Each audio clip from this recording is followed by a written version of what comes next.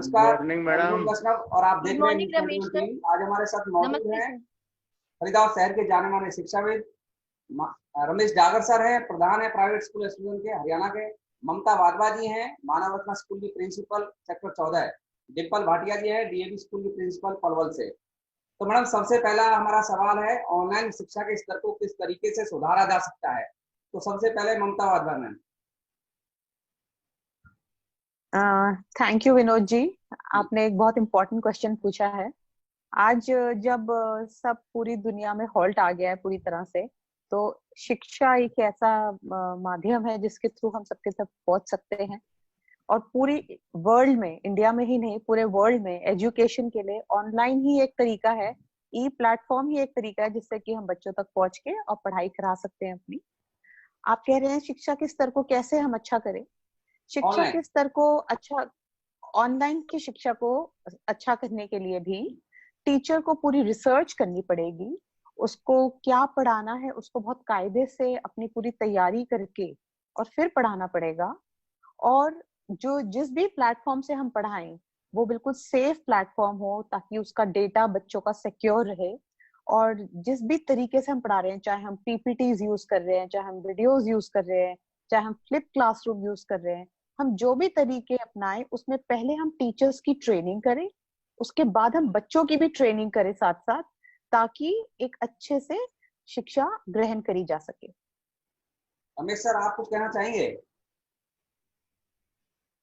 हाँ बिल्कुल, देखिए बहुत ही अच्छा क्वेश्चन है विनोद जी आपका। सबसे पहले तो आपका बहुत बहुत धन्यवाद कि कम से कम आप एक एजुकेशन को इस तरह से लेके चल रहे हैं कि जिससे कि ऑनलाइन एजुकेशन की इम्पोर्टेंस लोगों को पता चले। तो सबसे पहले मैं ये कहना चाहूंगा कि जैसा कि ममता मैडम ने अभी कहा कि भाई हमारे जो टीचर्स हैं इस पे बहुत हार्ड वर्क कर रहे हैं लोग, और काफी हार्ड वर्क, क्योंकि पहली बार ऐसा हुआ है कि जब ऑनलाइन एजुकेशन आई है तो जिसमें टीचर्स को भी स्टार्टिंग में कुछ परेशानियां आई और बच्चों को भी परेशानियां आई, लेकिन बहुत ही कम समय के अंदर हमारे टीचर्स ने और ऑनलाइन एजुकेशन को बहुत ही बेहतरीन तरीके से बच्चों को पढ़ाना शुरू कर दिया।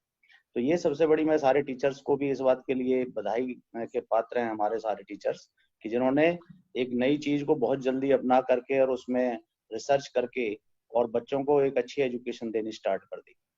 दूसरा, मैं पेरेंट्स को ये कहना चाहूंगा कि ऑनलाइन एजुकेशन में पेरेंट्स का सहयोग बहुत जरूरी है। कि जब टीचर पढ़ाती है तो वो कहावत है कि keep an I on your world, अपने बच्चे पे एक नजर रखें कि कहीं जब आपका बच्चा ऑनलाइन एजुकेशन ले रहा है तो प्रॉपर क्लास अटेंड कर रहा है या नहीं कर रहा है। किसी एक रूम में अगर होगा बच्चा अलग से, तो पेरेंट्स को पता भी नहीं चलेगा, हो सकता है उसने क्लास के बहाने और इंटरनेट की दूसरी चीजों की तरफ उसका ध्यान चला जाए। तो इसलिए पेरेंट्स को अपने बच्चे पे उस टाइम नजर रखने की जरूरत है और अपने बच्चों की काउंसलिंग करने की भी जरूरत है, क्योंकि आज की डेट में ऑनलाइन क्लासेस में बच्चा पेरेंट्स के पास ज्यादा रहता है। स्कूल टीचर्स तो आती है 30 मिनट की या 40 मिनट की क्लास लेकर के चली जाती है। तो इस समय में बच्चे को वहां पर रखना, अपनी नजरों के सामने रखना बहुत जरूरी है। एक तो इस पे पेरेंट्स जरूर ध्यान दें। दूसरा, बच्चा ऑनलाइन एजुकेशन में, मैं जहां तक मैं सोचता हूँ कि इस चीज पे ध्यान नहीं दिया जाए कि हमने सिलेबस 4 चैप्टर्स करा दिए या 5 करा दिए, चाहे 4 की जगह 2 चैप्टर्स हों, लेकिन वो बहुत अच्छे ढंग से कराए जाएं। और सवाल ये नहीं है कि पढ़ा दिया गया, सवाल ये है कि बच्चे ने कितना सीखा। तो टीचर्स को ये भी ध्यान देने की जरूरत है कि उसका फीडबैक बच्चों से लें, और इसके लिए पेरेंट्स भी स्कूल की मदद करें, और जो घर पे उनके बड़े बहन भाई हैं वो उसकी मदद करें कि भाई आप जो बच्चा पढ़ रहा है वो कितना किया है। और कई बार ऐसा भी देखने में आया कि जब ऑनलाइन क्लास चलती रहती है तो बच्चे बीच में क्लास छोड़ देते हैं और फिर आ जाते हैं। तो वो चीज पेरेंट्स को ध्यान देने की है कि आपका बच्चा अगर क्लास में है तो वो क्लास में ही रहना चाहिए 30 से 40 मिनट, वो क्लास नहीं छूटे। जिस तरह से क्लासरूम के अंदर बच्चा रहता है और क्लासरूम में वो क्लास नहीं छोड़ता है, तो वैसे ही घर का ही क्लासरूम है। आज स्कूल बच्चे के घर में जाके पढ़ा रहा है और पहले से ज्यादा मेहनत करके पढ़ा रहा है। तो मेरा जो मकसद है वो सिर्फ इतना है कि पेरेंट्स इसमें जितना पार्टिसिपेट करेगा बच्चे के साथ, उतनी ही एजुकेशन अच्छी जाएगी। जो जी डिम्पल मैम, आप पलवल क्षेत्र में शिक्षा देने का कार्य कर रहे हैं, किस तरीके से शिक्षा के क्षेत्र में बदलाव किया जा सकता है? बिल्कुल सर, मैं यहाँ कहना चाहूंगी कि वर्चुअल क्लासेस ही एक ऐसा माध्यम है जिसके थ्रू आज हम अपने विद्यार्थियों के साथ टच में हैं, उनसे जुड़े हुए हैं। अगर ये माध्यम नहीं होता तो डेफिनेटली बच्चों का बहुत ज्यादा नुकसान होता। और हम इमेजिन कर सकते हैं 3 से 4 महीने अगर बच्चे खाली रहते तो मानसिक स्तर पे वो किस जगह स्टैंड करते। एक time bound online virtual classes का शेड्यूल जब से बच्चों के साथ बना है, वे अपनी एक रूटीन में आ गए हैं। 4-5 घंटे पढ़ने के बाद वे खेलकूद में भी अपना थोड़ा ध्यान दे पा रहे हैं, अपने होमवर्क करते हैं, तो उनका एक रूटीन सेट हो गया है। ये प्लेटफॉर्म बहुत जरूरी था। इसलिए जरूरी था कि स्कूल को बच्चों को नुकसान ना हो, स्कूल से दूर ना वो महसूस करे अपने आप को। दूसरी बात, आज ये स्कूलों में ही ऑनलाइन एजुकेशन थोड़ी सी हमारी अभी लो लेवल पे हम चल रहे थे। कॉलेज, यूनिवर्सिटी, ट्यूशन सेंटर्स, बड़ी हायर स्टडीज में, हायर यूनिवर्सिटीज में ये कॉमन फीचर बनता जा रहा था।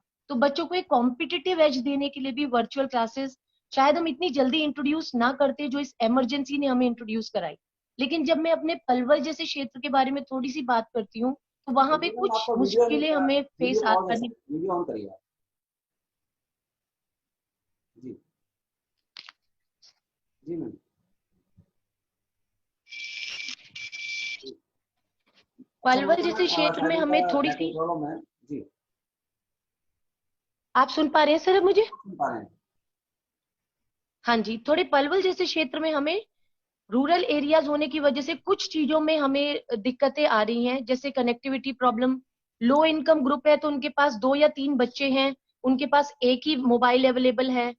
पेरेंट्स इतने टेक्निकली साउंड नहीं है। 8th ऑनवर्ड्स बच्चा अपने आप चीजों को कर सकता है, लेकिन 8 से नीचे के बच्चों को हमें थोड़ा सा पेरेंट्स की गाइडेंस की जरूरत होती है इन क्लासेस को अटेंड करने के लिए। तो कुछ टेक्निकली प्रॉब्लम्स आ रही हैं, उसके लिए हम कॉन्टिन्यूअसली पेरेंट्स की काउंसलिंग सेशंस ले रहे हैं, उनके साथ कोऑर्डिनेट कर रहे हैं। और जो कमी हमें ऑनलाइन क्लासेस के थ्रू आ रही है, उसको हम व्हाट्सएप ग्रुप के माध्यम से भी पूरा करने की कोशिश कर रहे हैं। अगर लेकिन ये माध्यम नहीं होता तो शायद हम किसी भी लेवल पे बच्चों को ये चीजें प्रोवाइड करने के लिए फैसिलिटेट नहीं हो पाते। जी ममता मैम, सवाल आपसे है कि आपका एक स्कूल ऐसी जगह पर है, पौष इलाके में है, बड़े पैसे वाले लोगों के बच्चे आपके स्कूल में पढ़ते हैं, शायद आपको तो दिक्कत ना आए। लेकिन जैसे मैडम ने बताया, डिम्पल मैम ने बताया कि ग्रामीण क्षेत्र, हमारे पूरे भारतवर्ष का 80% ग्रामीण क्षेत्र है, वहाँ पर नेटवर्क की प्रॉब्लम सबसे ज्यादा है। दूसरा, सभी के पास वो साधन नहीं है कि जैसे घर में 3 फोन या 4 फोन होना।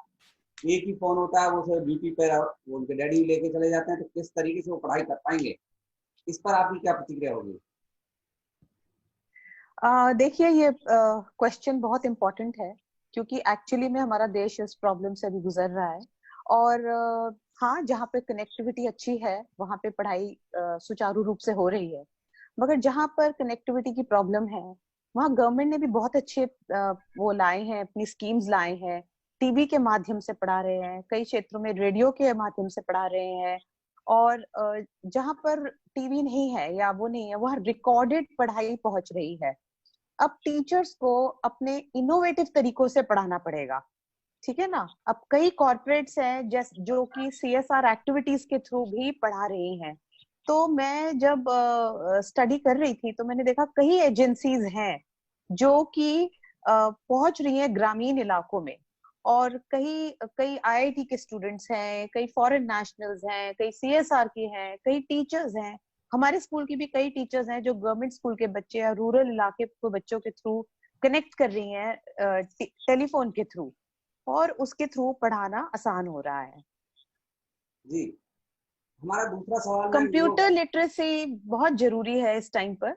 कंप्यूटर लिटरेसी बहुत जरूरी है, और सरकार को भी इस टाइम पर जो इंटरनेट कनेक्टिविटी है उसकी तरफ ध्यान देना ही पड़ेगा, बिकॉज वही आज का that is the new normal. उसके बिना अब काम चलना बहुत मुश्किल होएगा, किसी भी क्षेत्र में हो इंडिया के।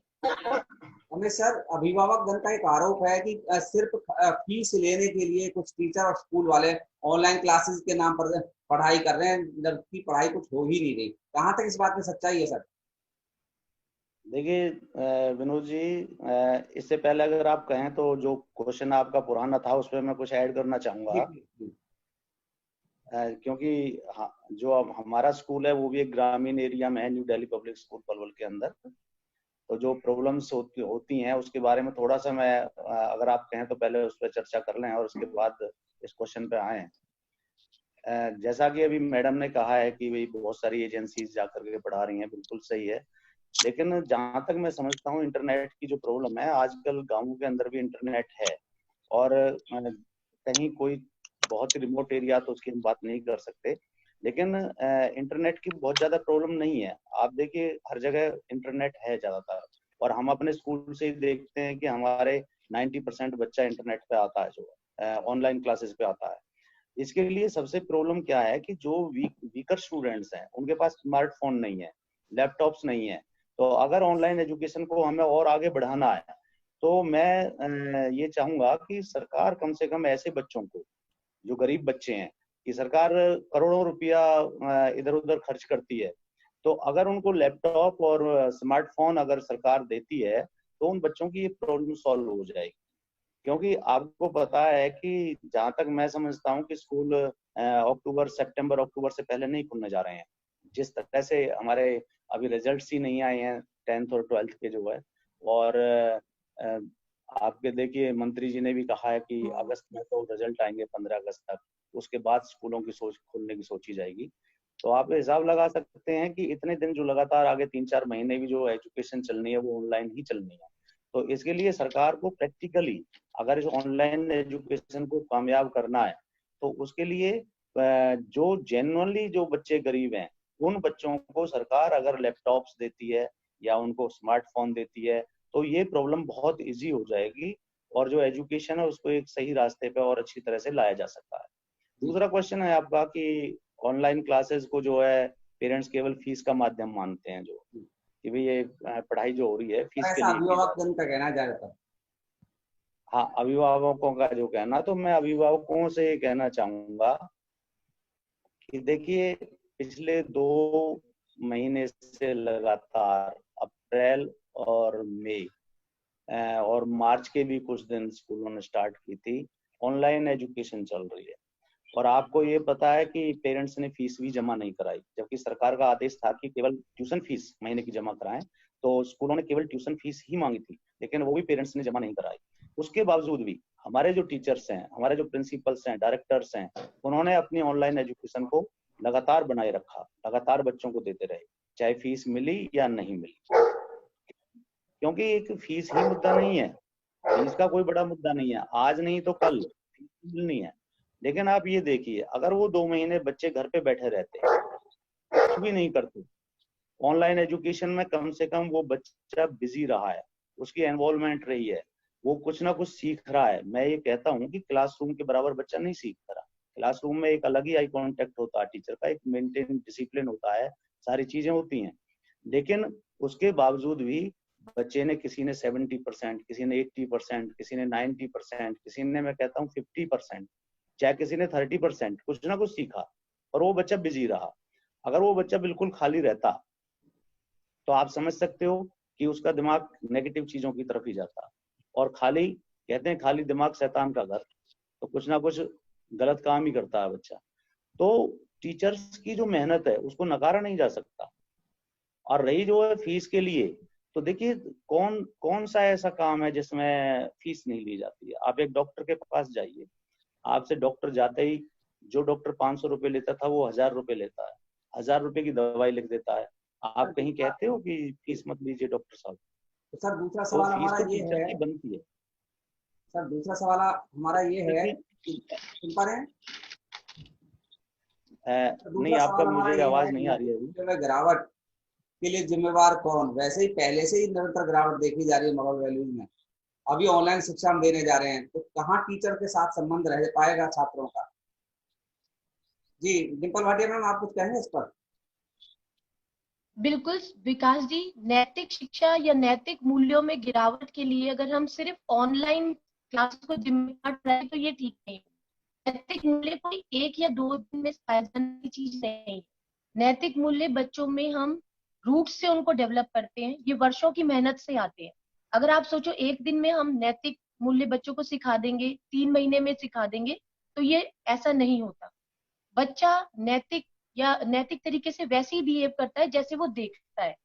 अगर आप कहें केवल शिक्षक गण उन्हें नैतिक मूल्य सिखाएंगे, ये पॉसिबल नहीं है। सिर्फ अभिभावक सिखाएंगे, ये सब चीजें जो आसपास एक छात्र के चल रही हैं, जो वो अभी अपने अभिभावक से सीख रहा है, स्कूल से सीख रहा है, अपने टीचर से सीख रहा है, समाज से सीखता है, वो जो देखता है वही अपने व्यवहार में लाता है। तो हम सभी को मिल के उसकी मॉरल वैल्यूज पे, उसके नैतिक मूल्यों पे काम करना है। आप अकेले कहें कि हम 3 महीने में उनको ऑनलाइन एजुकेशन से नैतिक शिक्षा देंगे, तो ऐसा पॉसिबल नहीं है, ये मेरा मानना है। जी मैम, ममता मैम। सर, नैतिक मूल्यों के लिए मेरे ख्याल से तो ये बहुत अच्छा टाइम है, क्योंकि इस टाइम पे बच्चे और पेरेंट्स और टीचर्स आपस में बहुत अच्छी तरह से कनेक्टेड हैं। जब टीचर पढ़ा रही होती है क्लास में ऑनलाइन के थ्रू, तो मैंने देखा है कि पेरेंट्स भी वहां होते हैं।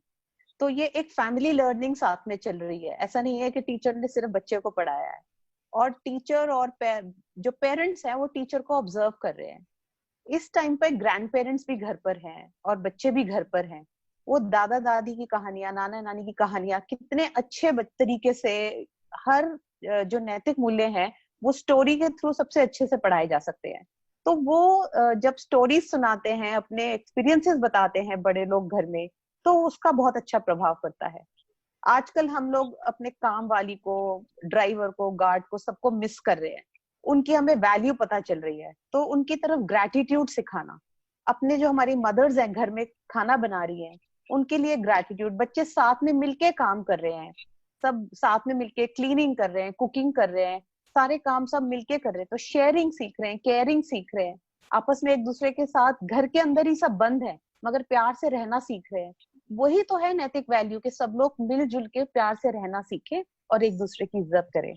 अगर फैमिली के अंदर ही कल्चर इतना अच्छा हो जाएगा, तो वही कल्चर बाहर जाएगा और वही हमारा समाज बेहतर हो जाएगा। कोई भी नैतिक वैल्यू अकेला सिर्फ स्कूल या सिर्फ पेरेंट नहीं सिखा सकते।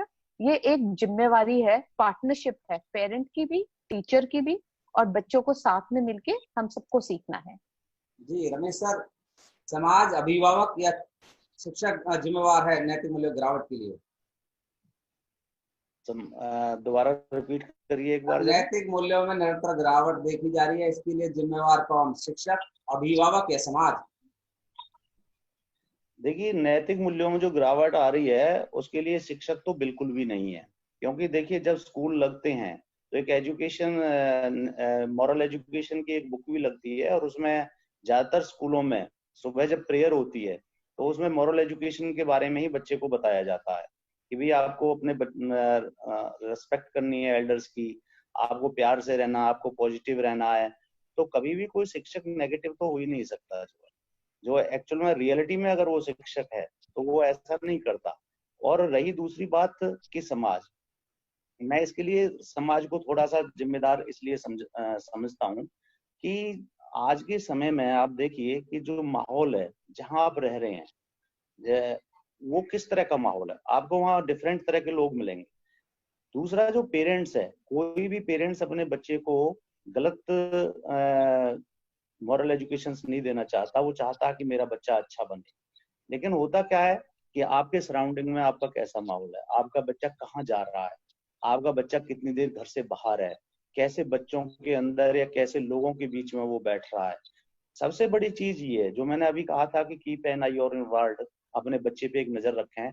तो ये पेरेंट्स की ड्यूटी बनती है कि वो कितनी देर बच्चा घर जा रहा है, कैसे बच्चों के साथ रह रहा है।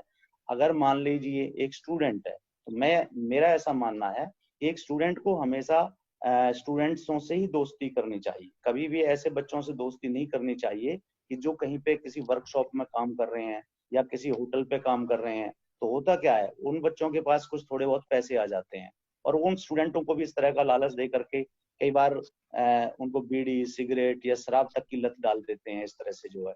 लेकिन अगर एक स्टूडेंट होगा उसका साथी, तो स्टूडेंट के हिसाब से ही बात करेगा, वो पढ़ाई के बारे में बात करेगा।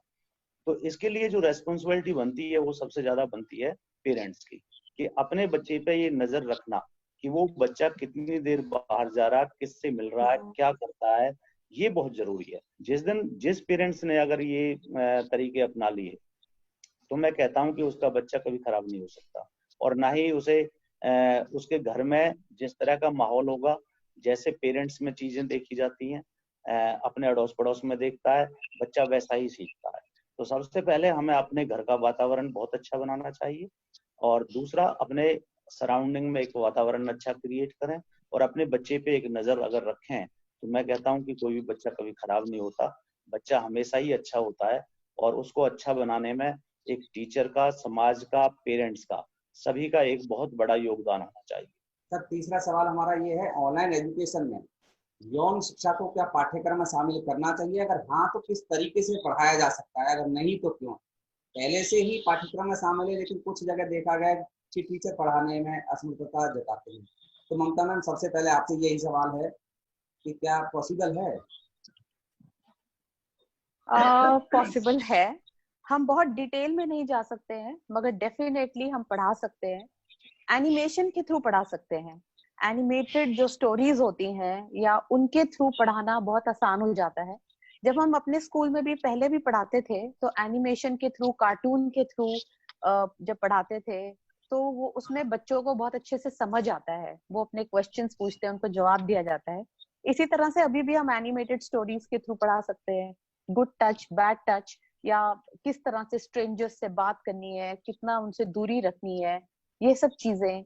या मदर डॉटर वर्कशॉप्स हम करते थे, अभी भी हमारी जैसे करियर काउंसलिंग की वर्कशॉप्स हो रही है, वो सब हो सकता है। तो इस तरह से sex education can be done through animation. उससे हमारी पढ़ाना आसान हो जाएगा। जी थैंक डिम्पल यू। मैम। मैं बिल्कुल अग्री करती हूँ ममता मैम को। यौन शिक्षा जरूरी है, तभी करिकुलम है। करिकुलम में है, किसी ने उसको शामिल किया है, तो ये बच्चों को बताना आवश्यक है। ऑनलाइन के ऊपर इसको किस तरह से डील करना चाहिए, इसके लिए हमें काफी विचार करने की जरूरत है।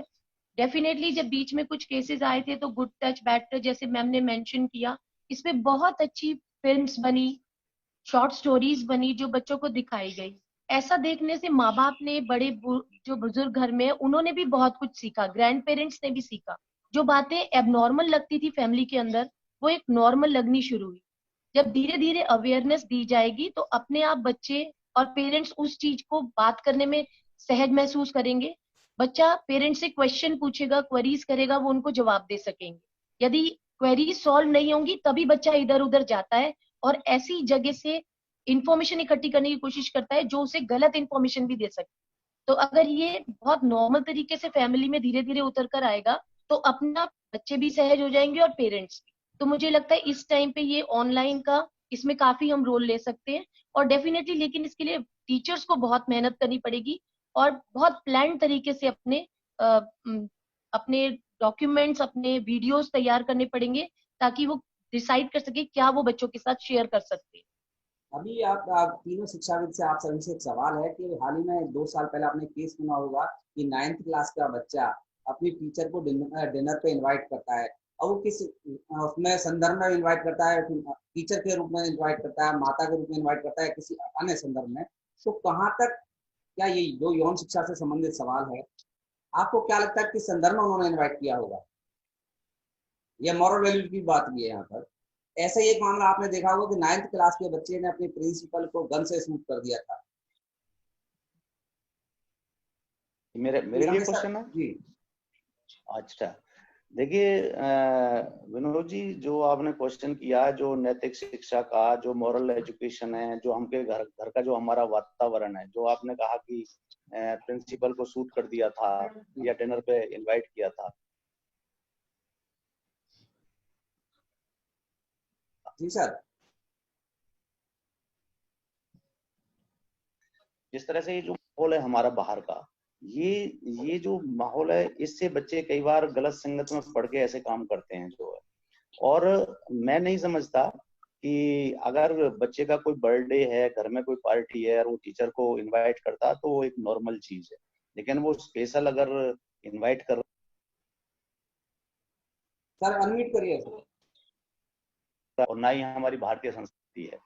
तो ये जो भारतीय संस्कृति है पूरे विश्व के अंदर फेमस है, वो इसीलिए कि हम यहाँ पे संस्कार सीखते हैं, हम अपने पेरेंट्स की इज्जत करते हैं, अपने टीचर्स की इज्जत करते हैं, अपने आप देखिए जो अड़ोसी पड़ोसी अंकल जी, आंटी जी, उनकी एक रिस्पेक्ट होती है हमारे अंदर। तो अगर कोई बच्चा ऐसा करता है तो वो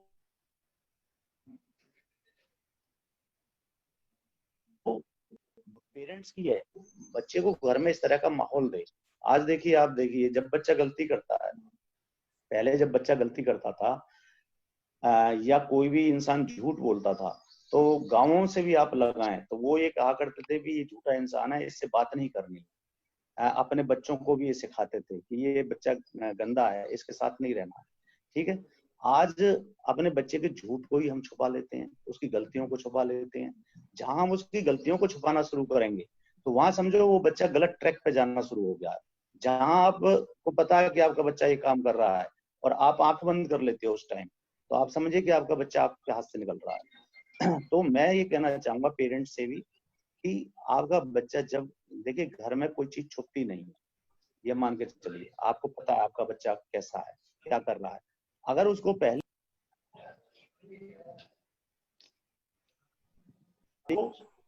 वो बच्चा किसी भी कीमत पे खराब नहीं हो सकता है।